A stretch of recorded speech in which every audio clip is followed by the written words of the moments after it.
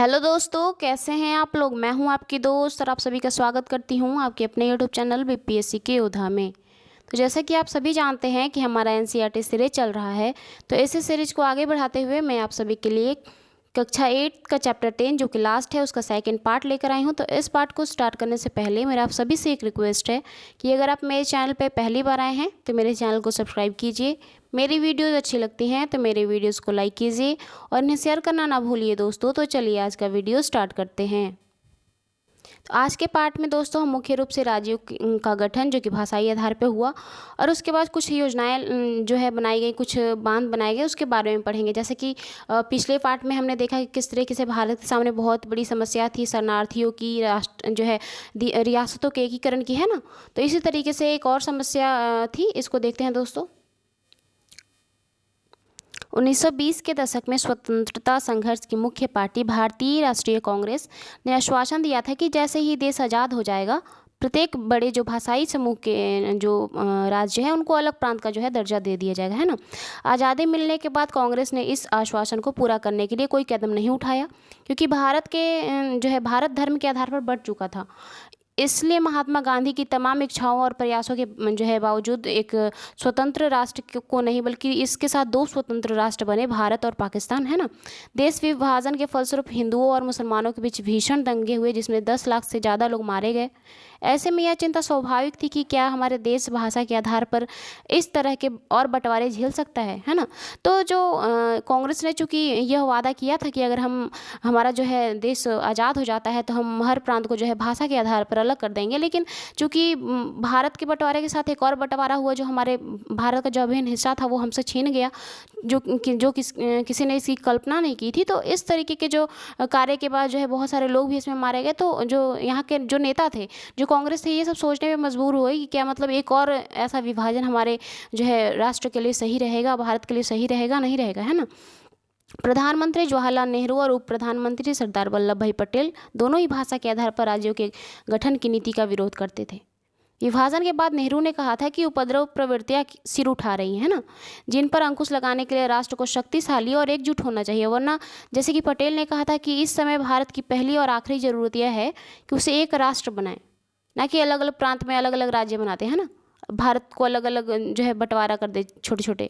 तो राष्ट्र जो है राष्ट्रवाद को बढ़ावा देने वाली हर चीज़ आगे जो है बढ़नी चाहिए और उसके रास्ते में रुकावट डालने वाली हर चीज़ को खारिज कर दिया जाना चाहिए।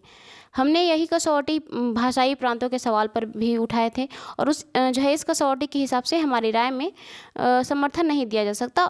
इन्होंने भी जो है कहा कि अभी जो हमारा जो नवनिर्मित राष्ट्र है इस सिचुएशन में नहीं है कि इसका और बंटवारा हो, इसका और खंडन हो, है ना। अभी जो है कि आप सभी के मन में राष्ट्रवाद का जो है भावना उत्पन्न होना चाहिए, राष्ट्र के प्रति आपको समर्पित होना चाहिए और अभी मिलजुल के जो है इसके आगे की जो सिचुएशन है, जो आगे की प्रॉब्लम्स है, उनको कैसे सॉल्व किया जाए उसको देखना है, ना कि अब अलग अलग जो है भाषा के आधार पर अब मांगने बैठ गए कि हमें अलग प्रांत बना दो, हमें अलग बना दो, है ना। क्योंकि जो है कांग्रेस के नेता ने वायदे से पीछे हट रहे थे, इसीलिए जगह जगह असंतोष पैदा हुआ। कन्नड़ भाषी, मलयालम भाषी, मराठी भाषी सभी अपने राज्य के इंतजार में थे।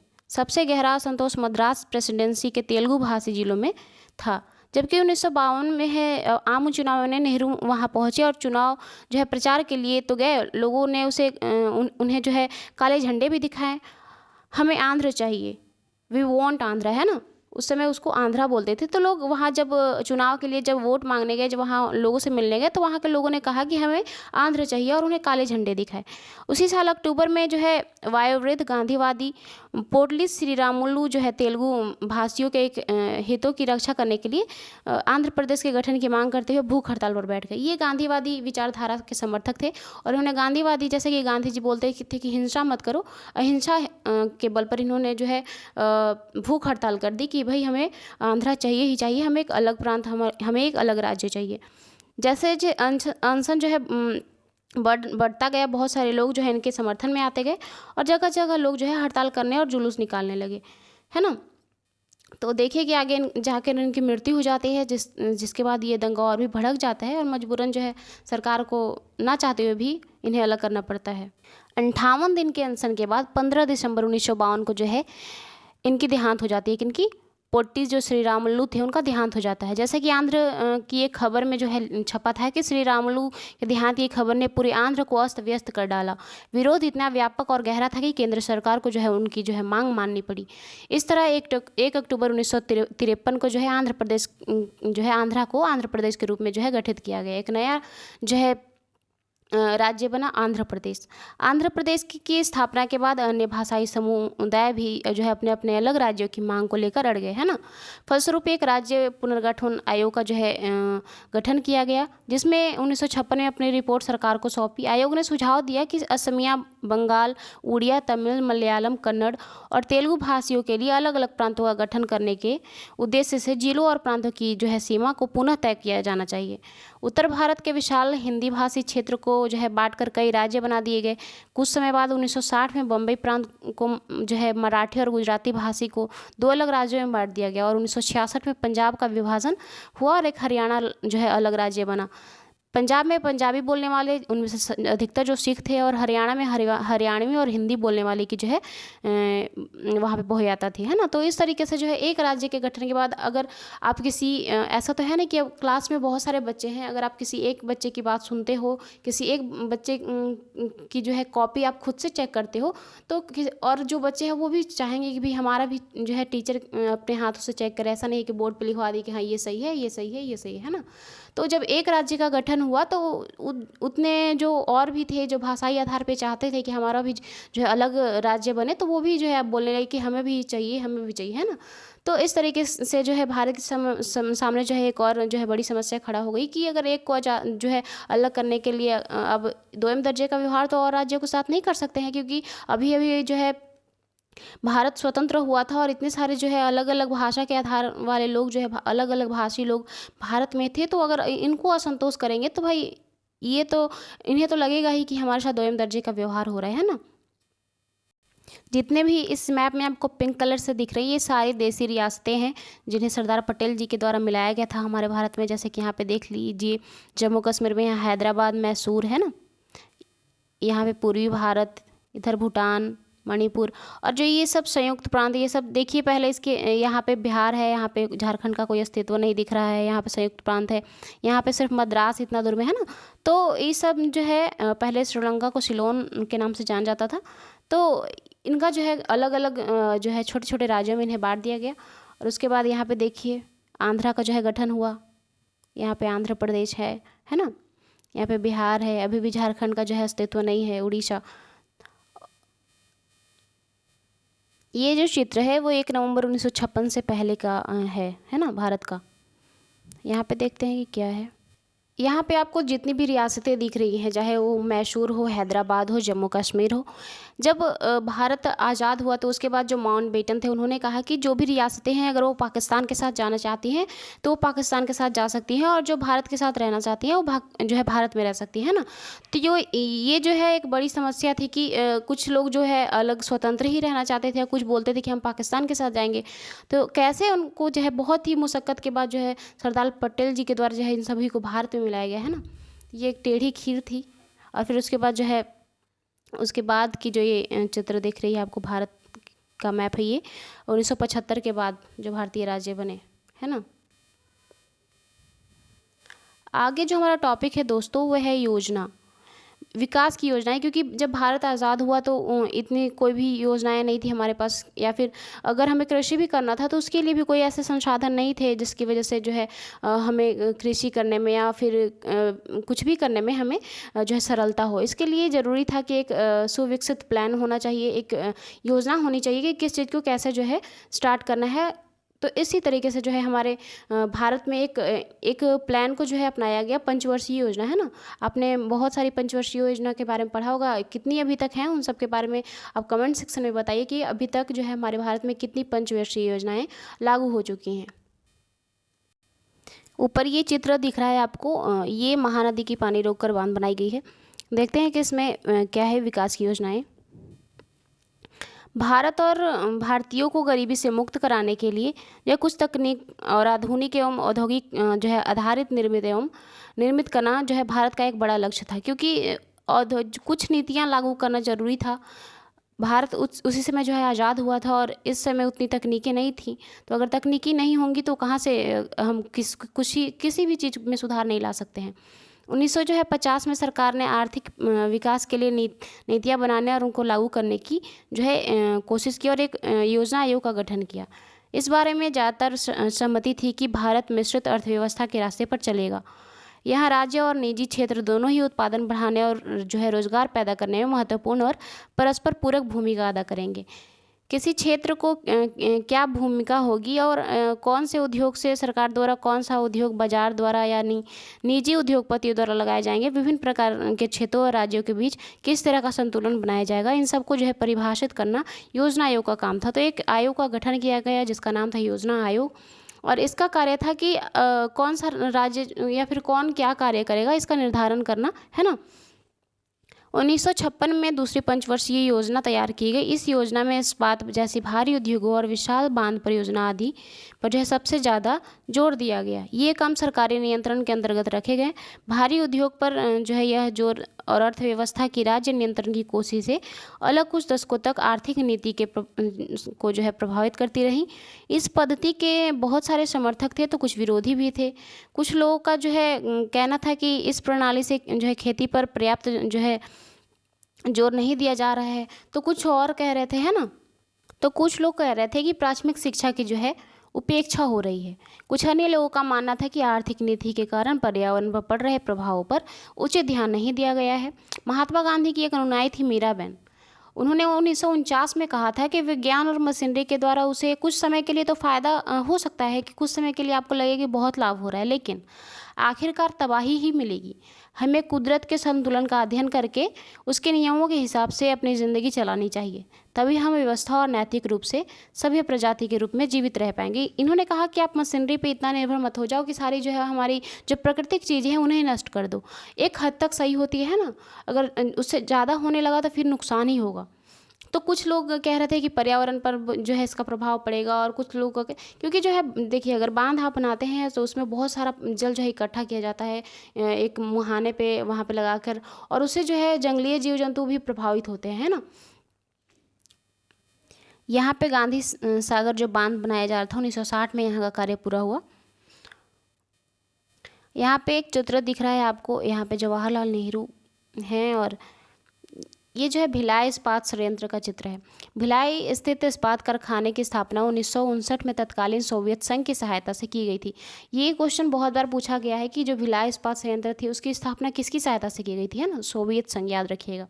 छत्तीसगढ़ के पिछड़े ग्रामीण इलाकों में स्थित यह कारखाना आधुनिक भारत के विकास का एक नया जो है एक महत्वपूर्ण प्रतीक बन गया था, है ना।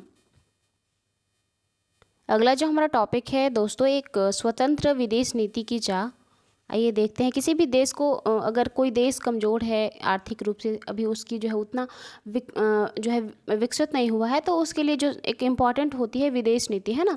अगर उसके लिए ज़रूरी होती है कि हमें जो पड़ोसी देश हैं या फिर जो ऐसे जो देश हैं जो बहुत ही उनका जो है अर्थव्यवस्था अच्छा तरीके से चल रहा है, तो उनके साथ हमारा जो रिलेशन अच्छा होगा तो उसमें हमारा भी जो है फ़ायदा है ना। जिस समय भारत को आज़ादी मिली, है ना, जिस समय भारत को आज़ादी मिली तब तक दूसरे विश्व युद्ध की तबाही का जो है कुछ समय हुआ था। 1945 में गठित एक नई राष्ट्रीय संस्था यूएनओ संयुक्त राष्ट्र अपने शैशवकाल में थी। 1950 और 1960 के दशकों में शीत काल का जो है युद्ध चल रहा था। शक्तिशाली देशों के बीच प्रतिद्वंद पैदा हुई और अमेरिका और सोवियत संघ के बीच जो है वैचारिक टकराव गहरे होते गए। शीत युद्ध का मतलब क्या होता है दोस्तों?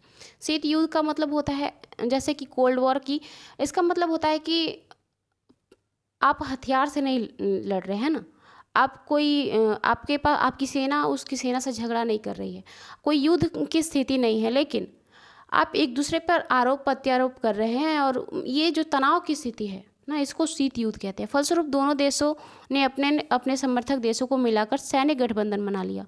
यहाँ समय था जब औपनिवेशिक साम्राज्य ध्वस्त हो रहे थे और बहुत सारे देश जो है स्वतंत्रता प्राप्त कर रहे थे। पंडित जवाहरलाल नेहरू जो प्रधानमंत्री थे, नव स्वाधीन भारत के विदेश मंत्री भी थे। उन्होंने इस संदर्भ में स्वतंत्र भारत की विदेश नीति की रूपरेखा तैयार की और गुट निरपेक्ष आंदोलन, ये शीत युद्ध का ही परिणाम था कि गुट निरपेक्ष आंदोलन इसी नीति का जो है मूलाधार था। भारत से पूछा गया है कि भाई आप किसके साथ हो, तो भारत ने बोला कि भाई अभी अभी तो हम स्वतंत्र हुए हैं, है ना, इतने जल्दी हमें लफड़ों में नहीं पड़ना चाहते, इसलिए जो है जवाहरलाल नेहरू के द्वारा एक आंदोलन चलाया गया गुट निरपेक्ष, कि हम किसी भी गुट में नहीं हैं, अगर रहेंगे तो दोनों के साथ रहेंगे और नहीं रहेंगे तो किसी के साथ नहीं रहेंगे, क्योंकि किसी दोनों में से किसी एक को भी अगर दुश्मन बना लेते हैं तो भारत उस समय तुरंत ही आज़ाद हुआ था और इस जो है इस समय इसकी ये परिस्थिति नहीं थी कि किसी युद्ध को झेल सके, है ना। तो इसलिए जो है इन्होंने बहुत ही सूझबूझ का परिचय देते हुए गुट निरपेक्षता का जो है फैसला किया कि हम कि दोनों में से किसी गुट में नहीं रहेंगे, हम गुट निरपेक्ष रहेंगे। मिस्र, यूगोस्लाविया, इंडोनेशिया, घाना और भारत के राजनेताओं के नेतृत्व में कूटनिरपेक्ष आंदोलन में जो है दुनिया के देशों में आह्वान किया कि वे इन दोनों मुख्य सैनिक गठबंधनों में शामिल न हों, परंतु गठबंधनों से दूर रहने की इस नीति का मतलब अलग थलग या तटस्थ नहीं था। अलग थलग रहने का मतलब था कि विभिन्न देश अंतर्राष्ट्रीय मामलों से दूर रहें, जबकि भारत जैसे गुटनिरपेक्ष देश को अमेरिका और सोवियत गठबंधनों के बीच सुलह जो है सफाई में एक अहम भूमिका अदा कर रहे थे। इन देशों ने युद्ध को टालने के प्रयास किए और अक्सर युद्ध के खिलाफ मानवतावादी और नैतिक जो है रवैयों को अपनाया, परंतु विभिन्न कारणों से भारत सहित बहुत सारे गुटनिरपेक्ष देश को युद्ध का सामना करना पड़ा। 1970 के दशक तक बहुत सारे जो है गुटनिरपेक्ष देश आंदोलन में शामिल हुए, क्योंकि इन्होंने कहा कि देखो जो अभी नवनिर्मित राष्ट्र हैं वो इस सिचुएशन में तो बिल्कुल भी नहीं है कि वो किसी देश के साथ युद्ध कर सके, है ना। तो अगर आप किसी एक का साथ दोगे तो अगर मान लो कि उन दोनों के बीच युद्ध होता है तो जाहिर सी बात है कि वो आपको भी टारगेट करेगा, है ना, आपको भी नुकसान पहुँचाएगा। जितने भी नवनिर्मित राष्ट्र हैं अगर अपना अस्तित्व बचाना चाहते हैं तो वो गुटनिरपेक्ष में शामिल हो जाए, है ना इसका साथ देंगे ना इसका साथ देंगे, अलग रहेंगे, ठीक है। यहाँ पे आपको चित्र दिख रहा है जवाहरलाल नेहरू और कृष्ण मेनन का चित्र है यहाँ पे दोस्तों। ये कृष्ण मेनन ने 1952 से 1962 तक संयुक्त राष्ट्र में जो है भारतीय प्रतिनिधिमंडलों का नेतृत्व किया और गुटनिरपेक्ष की नीति का जो है पक्ष में आवाज़ उठाई, है ना। और यहाँ पे एक चित्र दिख रहा है, ये इंडोनेशिया में एशिया और अफ्रीका के नेताओं का एक बैठक था 1955 में, उसका चित्र है। आगे का जो हमारा टॉपिक है दोस्तों उसको देखते हैं। अगला जो टॉपिक है हमारा वो है राष्ट्र के 60 वर्षों के बाद, है ना। देखते हैं 15 अगस्त 2007 को हमने एक स्वतंत्र राष्ट्र के रूप में अपनी जो है 60वीं वर्षगांठ मनाई। भारत अभी भी एक था और लोकतांत्रिक राह पर चल रहा था। यह गर्व करने लायक उपलब्धि है। बहुत सारे विदेशी प्रेक्षकों का मानना था कि भारत एक देश के रूप में ज़्यादा समय तक नहीं टिक पाएगा। ऐसा क्यों मानना था? क्योंकि भारत में बहुत सारे लोग रहते थे जिनका विभिन्न धर्म था, उनकी जो है बोली, उनका जो है खान पान, रहन सहन सब अलग था, है ना। तो इस वजह से ऐसा मानना था कि कुछ लोग जो है भाषाई आधार पे अपने राज्य का जो है मांग करेंगे कि अलग गठित कर दो, कुछ जो है धर्म के आधार पे मांग करेंगे, है ना। इसलिए कुछ विशेषज्ञों को लगता था कि भारत बहुत कुछ समय बाद जो है टुकड़े टुकड़ों में जो है विभाजित हो जाएगा। उन्हें लगता था कि भारत का प्रत्येक क्षेत्र एक भाषाई समूह अपने अलग राष्ट्र का मांग करेगा और अपने टुकड़े टुकड़े हो जाएगा, है ना। इसके कुछ विशेषज्ञों को लगता था कि भारत सैनिक शासन के कब्जे में आ जाएगा, परंतु ये सारी आशंकाएँ निर्मूल साबित हुई। आज़ादी के में अब तक जो है 13 आम चुनाव हो चुके थे और राज्यों तथा स्थानीय निकायों के लिए सैकड़ों चुनाव हो चुके थे। हमारे यहाँ स्वतंत्रता जो है स्वतंत्र प्रेस है और एक स्वतंत्र न्यायपालिका है। इसके अलावा यहाँ के लोगों की भाषाई विविधता या धार्मिक विविधता की भी जो है राष्ट्रीयता की राह पे रुकावट नहीं बनाई गई है। यहाँ पे राज्य का कोई धर्म नहीं है ना। हमारा जो राष्ट्र है धर्मनिरपेक्ष है और यहाँ पे किसी के ऊपर कोई प्रतिबंध नहीं है कि आप इसी धर्म को मानो। यहाँ के जितने भी लोग हैं वो अपने अपने धर्म को मान सकते हैं, इन पे कोई प्रतिबंध नहीं है। तो यही कारण था कि यहाँ ऐसा कुछ नहीं हुआ कि यहाँ की हर जनता को, यहाँ के हर लोग को जो है अपने हिसाब से अपना जो भी है वो करने की जो स्वतंत्रता दी हुई है ना। परंतु दूसरी ओर यह भी सच है कि आज भी हमारे देश में गहरे मतभेद बने हुए हैं। संवैधानिक जो है गारंटियों के बावजूद अछूत समुदाय या जिन्हें अब दलित कहा जाता है आज भी हिंसा और भेदभाव से जूझ रहे हैं। ग्रामीण भारत के बहुत सारे भागों में अभी भी साझा जल स्रोतों या मंदिरों, मैदानों और अन्य सार्वजनिक स्थानों पर जो है उन्हें जाने नहीं दिया जाता है। वहाँ के जल स्रोतों का जो है इस्तेमाल नहीं करने दिया जाता है। संविधान में दिए गए धर्मनिरपेक्ष आदर्श के बावजूद बहुत सारे राज्यों में जो है विभिन्न धार्मिक समूहों के बीच कई बार टकराव हो चुके हैं और अब जो है सबसे परेशानी की बात यह है कि इस बीच अमीर और गरीब का फासला जो है बहुत ज़्यादा बढ़ रहा है। भारत के कुछ भागों और कुछ समूहों को आर्थिक विकास से भारी फायदा हुआ। वे जो है आलीशान घरों में रहते हैं, महंगे जो है रेस्टोरेंट में खाना खाते हैं, अपने बच्चों को जो है महंगी निजी स्कूलों में भेजते हैं और छुट्टियों में है जो विदेश घूमने के लिए जाते हैं और वहाँ पे बेहिसाब पैसा उड़ा कर आते हैं, है ना। लेकिन इसी जो है अगर यहीं पे देखें तो दूसरी ओर ऐसा समुदाय है जिसके पास जो है खाने का जो है पैसा नहीं है ना। दूसरी ओर बहुत सारे आज भी गरीब लोग हैं जो गरीबी रेखा से नीचे आते हैं।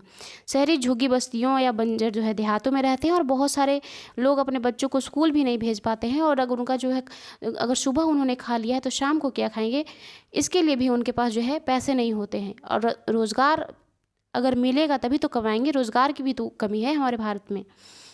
हमारे संविधान कानून की नज़र में सबको समानता का अधिकार तो देता है ना।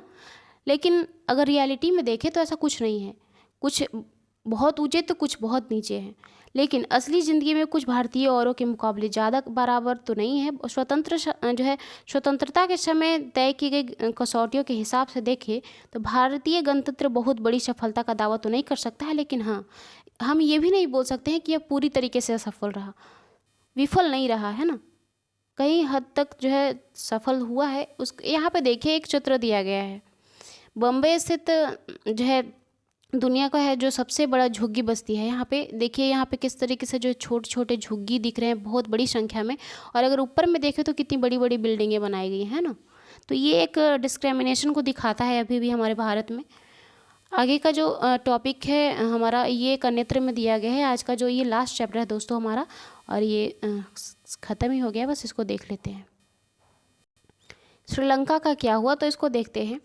1956 में जिस समय भारत में जो है भाषा के आधार पर राज्यों का पुनर्गठन हो रहा था, उसी समय श्रीलंका, जिसको सिलोन के नाम से जानते थे पहले, की संसद ने एक कानून पारित किया।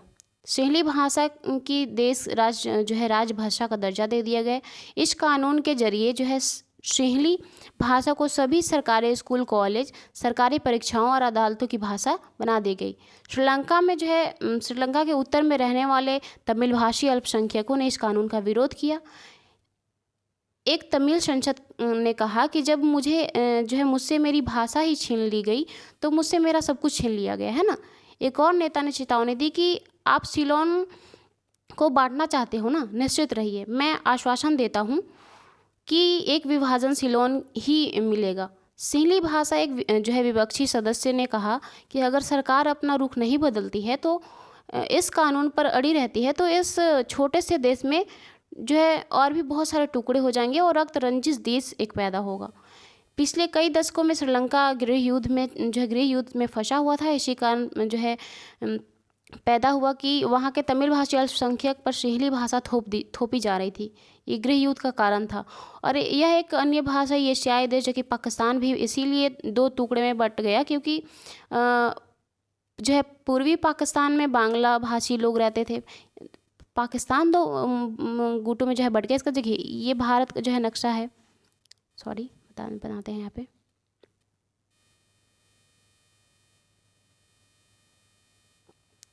ये जो पूर्वी भारत है यहाँ पे जो बांग्लादेश है ना यहाँ पे, और ये पाकिस्तान है, तो ये पहले पाकिस्तान का ही हिस्सा था, पूर्वी पाकिस्तान। तो ये इससे अलग हो गया क्योंकि यहाँ पे ज़्यादातर बंगाली लोग रहते थे और इन पे वो लोग अपनी भाषा को जो है थोप रहे थे, है ना। तो ये कारण था। तो वही यहाँ पे कहा जा रहा है कि पाकिस्तान इसीलिए दो टुकड़ों में बट गया क्योंकि पूर्वी आप जो है पाकिस्तान के बांग्ला भाषी लोग को लगता था कि पाकिस्तान में उनकी जो है भाषा को दबाया जा रहा है। इसके विपरीत भारतीय एकीकृत राष्ट्र के रूप में कायम रहा, कुछ हद तक इसलिए कि यहाँ बहुत सारी क्षेत्रीय भाषाओं को फलने फूलने का मौका दिया गया। अगर हिंदी को उसी तरह दक्षिण भारत की जो है लोग उन पर थोप दिया जाता तो पूरी पाकिस्तान पर उर्दू या उत्तरी श्रीलंका पर सिंहली भाषा को थोप दिया गया है, तो उसी तरीके से जो है भारत भी गृह युद्ध में फंस सकता था। जवाहरलाल नेहरू और सरदार पटेल की जो है आकांक्षाओं को निर्मूल साबित करते हुए भाषाई राज्यों ने भारत की एकता की जो है कभी खतरा पैदा नहीं होने दिया, बल्कि उन्हें एकता की ओर जो है गहराई दी। इससे पता चलता है कि जब एक बार अपनी भाषा के दबाने का भय खत्म हो जाता है तो विभिन्न भाषाई समूह एक विशाल राष्ट्र के अंग के रूप में सहज आगे बढ़ने लगते हैं। तो यहाँ पे जो आपको चित्र दिख रहा है, बंदूक लिए हुए तमिल उग्रवादी श्रीलंका में गृह युद्ध का प्रतीक, है ना। तो दोस्तों ये चैप्टर हमारा समाप्त होता है। इसके साथ साथ जो है 8वीं की पुस्तक भी समाप्त होती है। और इसका जो क्वेश्चन है वो आप घर पे करने की कोशिश कीजिएगा। तो अगर कल मैं वीडियो लाऊंगी, कल से मैं स्टार्ट करने वाली हूँ चैप्टर 9 को, उसका फर्स्ट चैप्टर। उसमें हम वर्ल्ड वार के बारे में बहुत सारी चीज़ें उसमें दी गई हैं, उसको पढ़ेंगे। तो इस चैप्टर को एंड तक देखने के लिए थैंक यू सो मच। मिलते हैं नेक्स्ट वीडियो में, नेक्स्ट लेसन और नेक्स्ट उसका जो है चैप्टर के साथ। Bye, take care.